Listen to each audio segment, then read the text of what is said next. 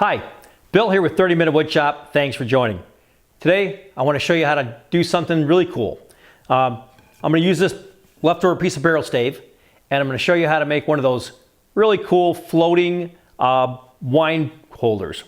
So basically an anti-gravity wine holder, if you know what I'm talking about. It's one of those things where you put it in the hole and it kind of like floats there. Going to be a lot shorter than this though. So let's show you how to lay it out. Well, the whole thing works on balance. So the dimensions here are fairly important. First thing I want to do is measure down about 8 1/4 inches. Give or take about 1/8 of an inch. So that's about where I want my piece to go. All right, now, next thing I want, because I want it to sit like this, I want a 45 about there. So you can kind of see how that, oops, I got that wrong. Woohoo! Man, that'd have been bad. Because then it would have sat like this with the char side up. I want the char side away. So I want it to actually go this way.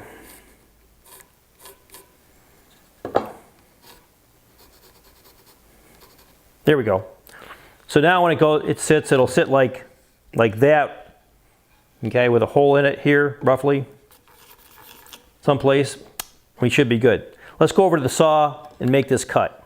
I have my piece secured to my miter fence, clamped up here in the front to hold it tight, and then I put a wedge back here and clamped it so this thing isn't going anywhere. It's nice and solid.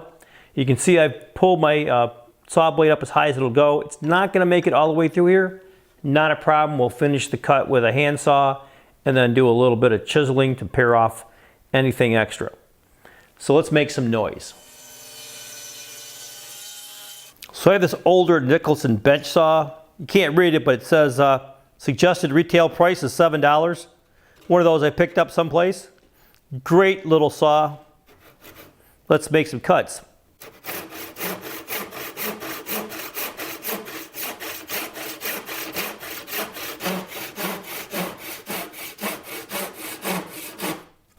And there we go. Little finish up there, maybe with a plane or sander, be perfect. The Nicholson made really short work of this and did a really nice job. So I think not a lot of chiseling, but we're going to pare away just a little bit.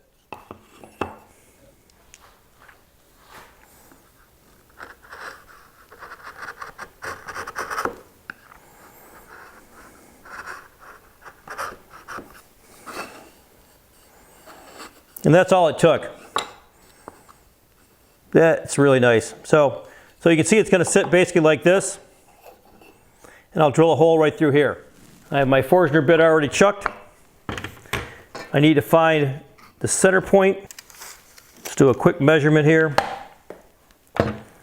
Drop a hole in, or drop a mark in.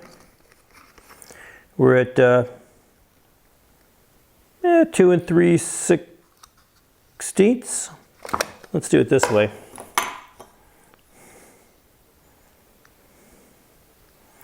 Should put me right about, we'll measure down 1 3/8 first. So I want about 1 3/8.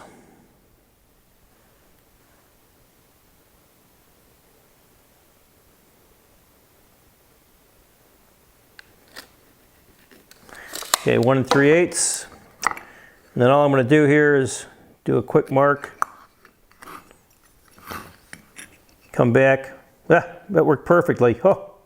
Am I good or what? Right in the center. Now all I want to do is put a mark there for my drill point.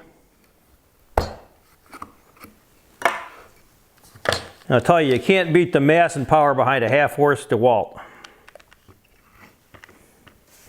We're ready to go.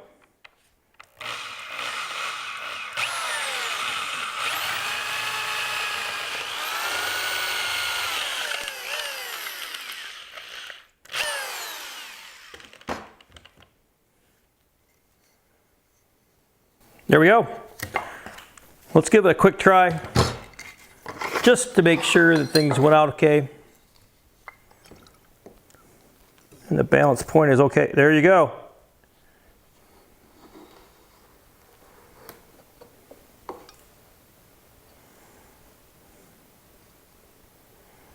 Perfect. A little bit of finish up and we're ready to go.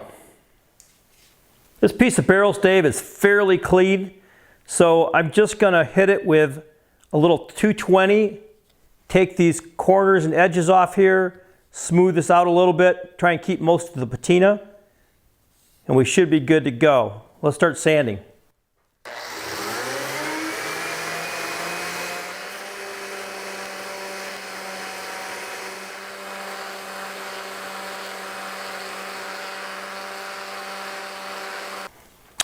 And there we have it. Really nice and smooth. Feels good. A little rough here still, but that's okay. That's part of the natural barrel finish. This is all feels good. So if someone picks it up and holds it in their hand, it'll feel good. So now what I got to do is I got to do a little bit of work around these edges. And then I'm going to go ahead and hit this with some stain, and then I'm going to throw some varnish on it. So let's do a quick route on this edge. All right, all I've got here is an 1/8 inch round over bit, already set up, DeWalt router. We'll hit this real quick on the inside.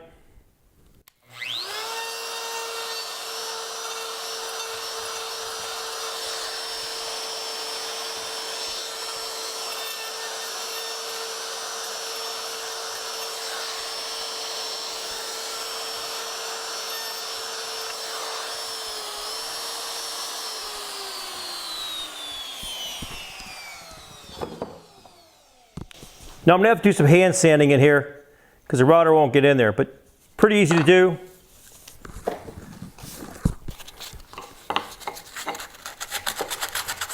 All I want to do is break the edge in case somebody touches it so it feels okay.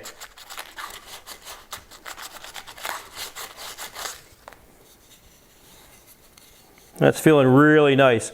All right, so now all I want to do is throw on some stain, let that dry, and then throw on some varnish, and we'll be good to go.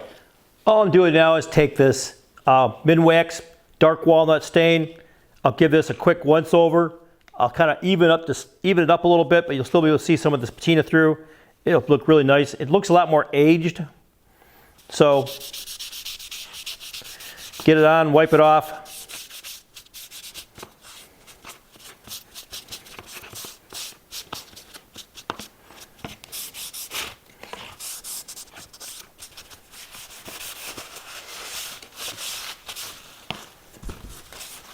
Now it has a really aged oak look.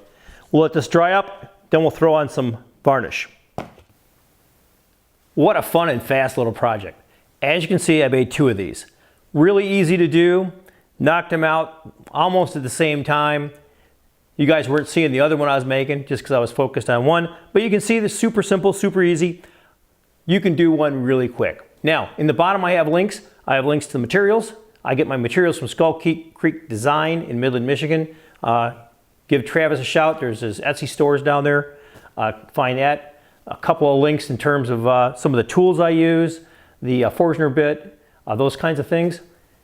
Absolutely. Check those out. There's also a link to my blog, which gives you a dimension sketch of this.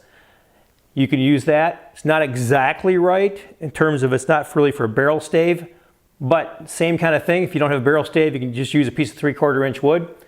Actually, I'd probably use 1 inch if you can get away with it, simply because it gives you a broader foot down here for it to rest on.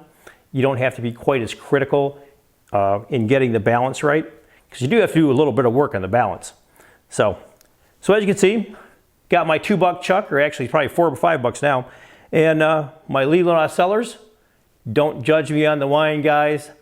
I normally drink scotch or bourbon. So anyway, hope you got something out of this. If you did, do me a favor, hit like and subscribe. Like I said, go to the bottom, check out some of those links, check my blog out and pull up the drawing. And until next time, good making.